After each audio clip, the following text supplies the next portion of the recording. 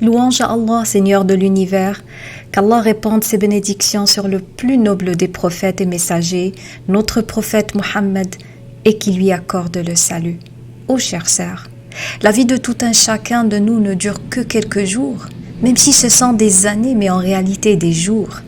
Et lorsque l'un de ces jours s'en va, une partie de la vie s'en va également sans retour. Nous sommes dans cette vie comme un passager se dirigeant vers Allah. Et il faudra bien que ce passager arrive à destination finale un jour. Ce jour-là sera celui de notre comparution devant Allah, à qui on rendra des comptes pour toute chose, même la plus banale. Si on est conscient de cette réalité, cherchons donc à satisfaire Allah et cherchons refuge auprès de lui et essayons de renouveler notre foi.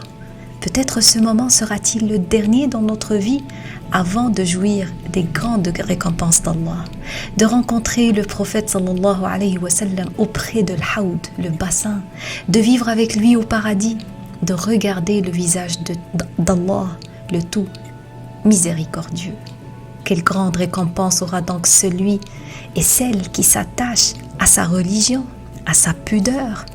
Chère sœur, ton cœur ne retrouvera la tranquillité que dans la satisfaction d'Allah et l'obéissance à Allah. C'est pourquoi nous allons parcourir cette série destinée à toi, chère sœur. Écoute donc le verset. Ô vous qui croyez, répondez à Allah et aux messagers lorsqu'ils vous appellent à ce qui vous donne la vraie vie.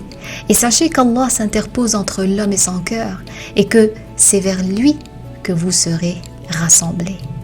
Ce message d'Allah vise la sauvegarde de ton cœur, la pratique de la religion, l'honneur, la pudeur de toute personne qui répond à cet appel, et elle se joindra au cortège d'Allah.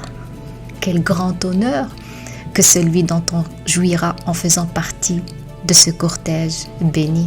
Oui, c'est pour toi, ma chère sœur, toi la chaste, toi la pure, toi qui as grandi sous l'ombre de l'islam et qui est devenue une fleur précieuse arrosée par l'eau de la révélation, une fleur que nous avons tous le devoir de sauvegarder, de protéger en tout temps